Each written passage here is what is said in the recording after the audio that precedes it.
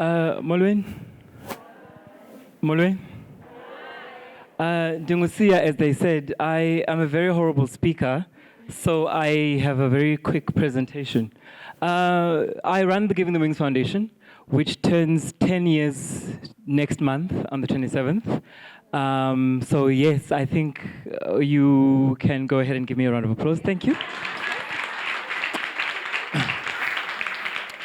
Very quickly, what we do is we work with schools in the Nelson Mandela Metro. We do food gardening, we do recycling, we also do environmental education.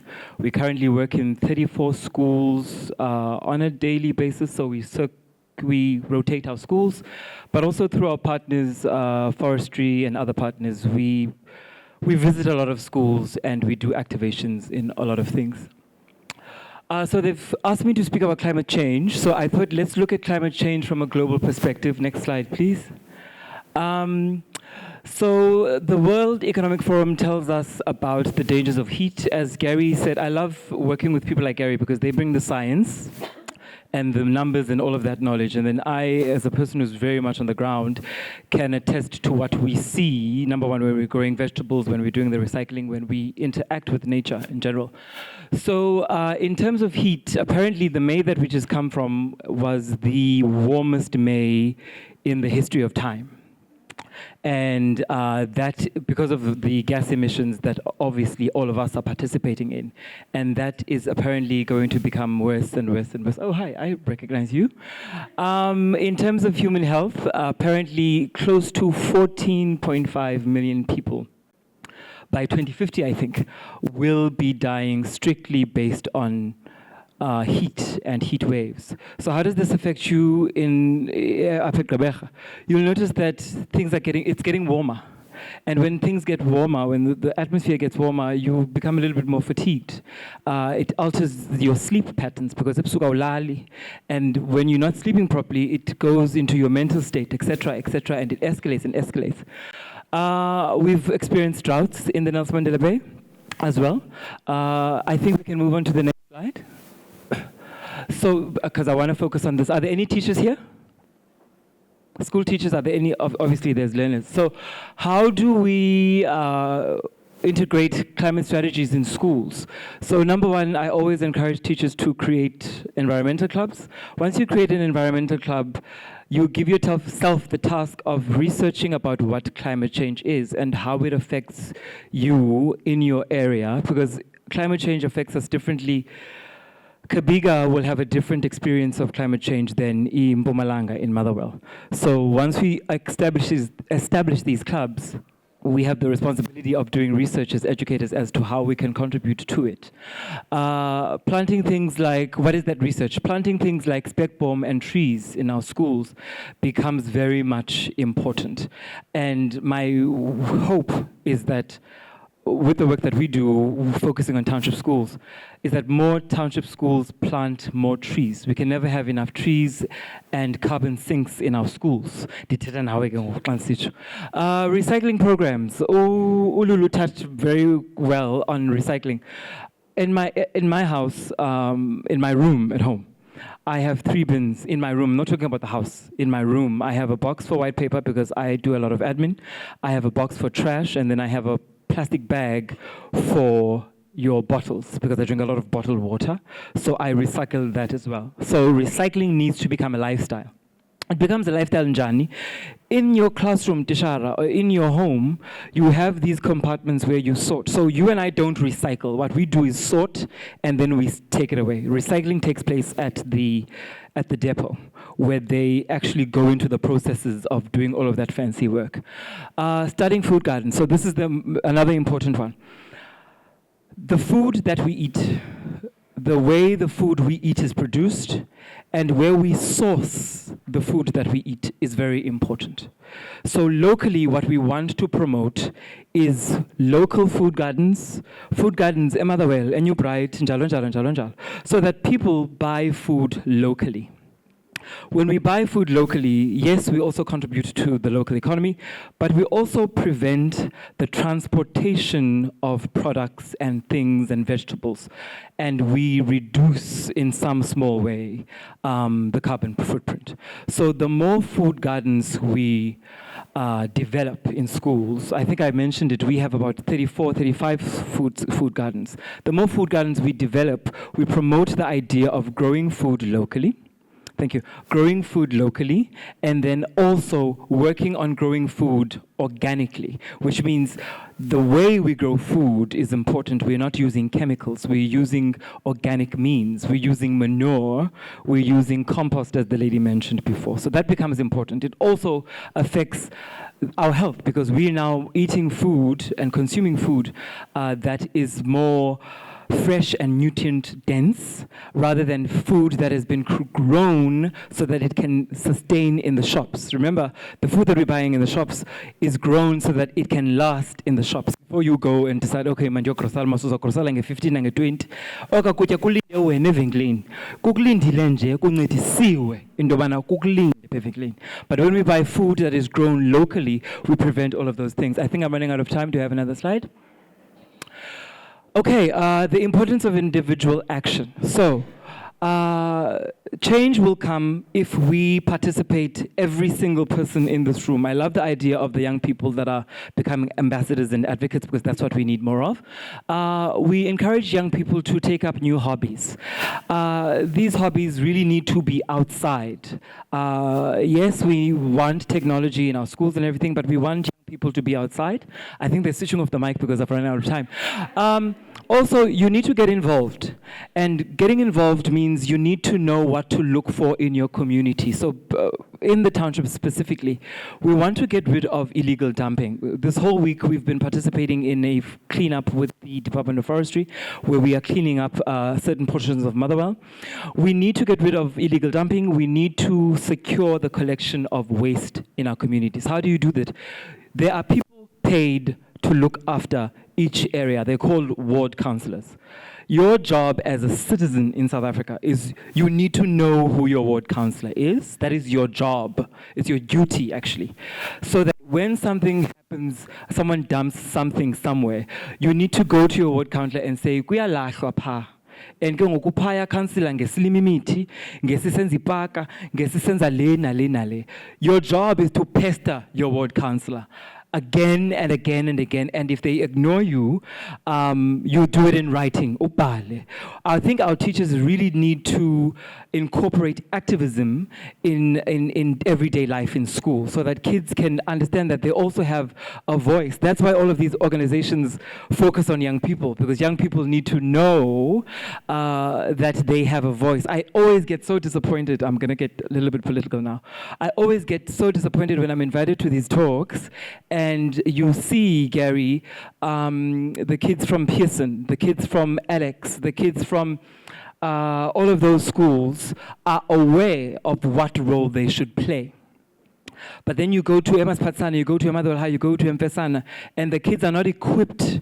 I'm not talking about languaging and I'm not talking about accent, I'm talking about the space and the information. And this really rests solely in the hands of the teacher. I can say that because my mother is a teacher. Otishara mabanike ispace oti abantwana esikolweni sokuba umntana azise imibono nevoice yakhe yokuba apha eReni funeke sithethile singakhange silwe sithethile ngale nale nale. They're not going to have any other space except for school. I think that's my last slide. Okay, thank you very much.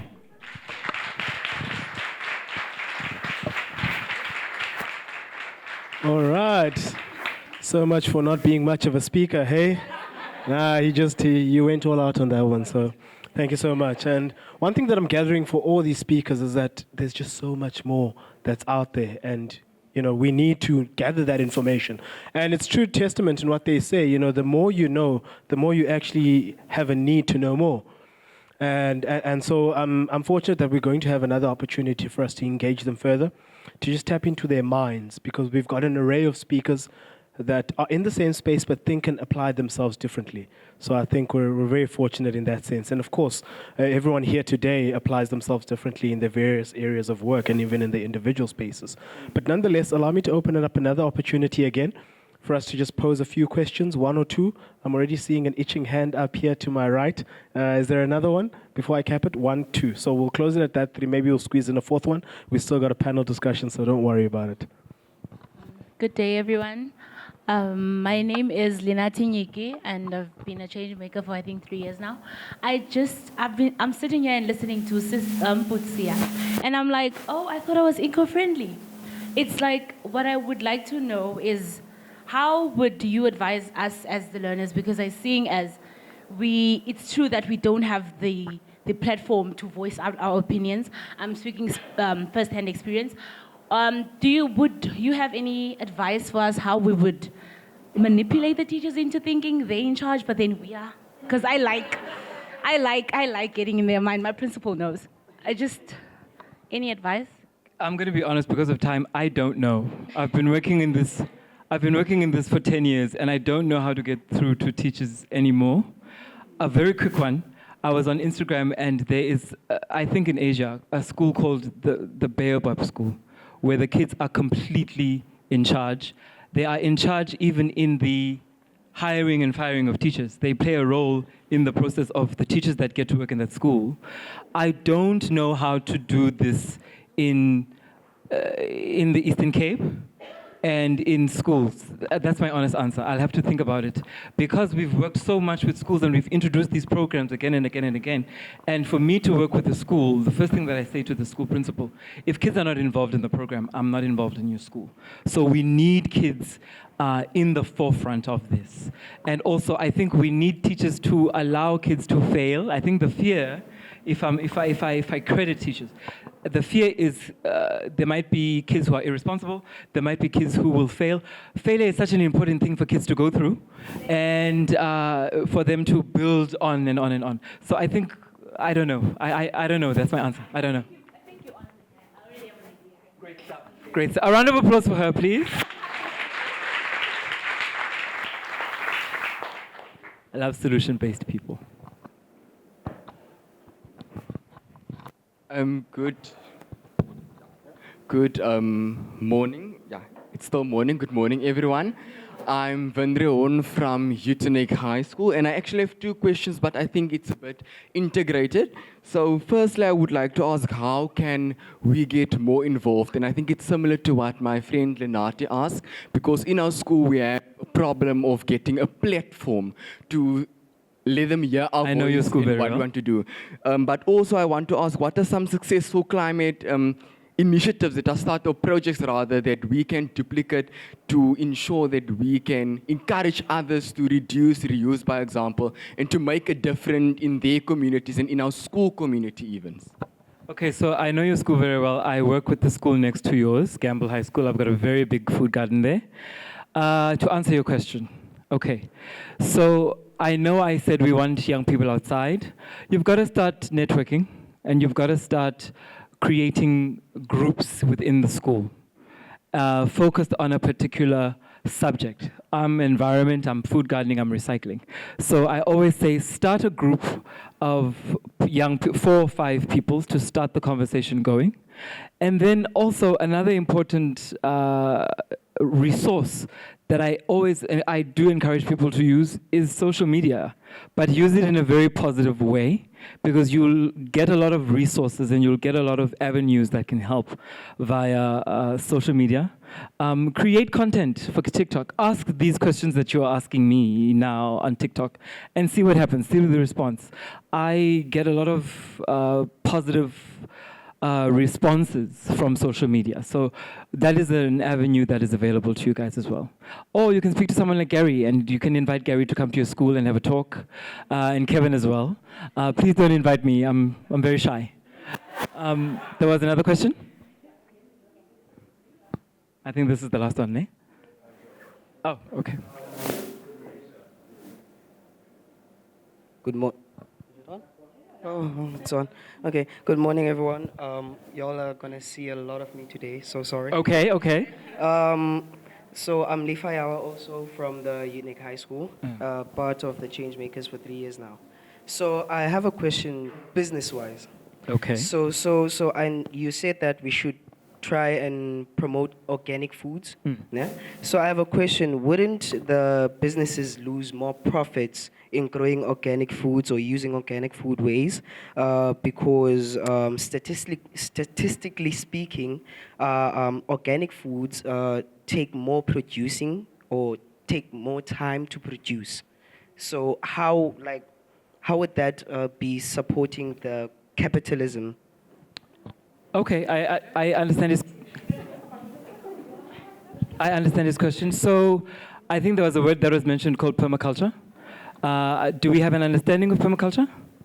Okay, so permaculture basically is permanent agriculture. We want to grow food permanently. Permaculture gives us the skills to, one, take care and prepare for pests, which we will come across when we are growing food, and also prepare for helping our vegetables to grow. So to answer, I think his question comes from how are we going to use things like fertilizers? How are we going to make our food grow fast? There's no such thing as growing food fast. That's like saying a child must grow fast. If you're growing spinach, it will grow in its natural time, whether you, of course, depending on if you water it, etc., etc. In permaculture, which is what we use in our schools, and by the way, you asked about business. One of my schools in Motherwell for a very short time was supplying the local spa with vegetables. And that was an entrepreneurship thing that the school was doing with their food garden. So it's, number one, it is possible to make a business using food organically. It does require you to work more, because if you're not using organic methods, you're just going to spray your chemicals and you're going to trust that the chemical is going to work. But in permaculture, it requires the human person to be there and create these risk minimizing things using other plants. So what we do in permaculture, if this is my garden, what I will do then is I will grow whatever I'm growing, and then I will grow other plants that are going to help me take care of this garden. So in permaculture, we have an array of natural remedies that we use that help us to grow things nutrient dense, that help us to take care of pests that might arise. I'm not going to go into all of that because I don't think we have time. But it is possible to grow food organically and also make a living out of it. If you go on Instagram, you'll find a lot of people that grow food organically that make a lot of money. For us, that's not the goal. We just grow food for schools. But when we can go beyond, like the school I mentioned, then we do that. Did I answer you?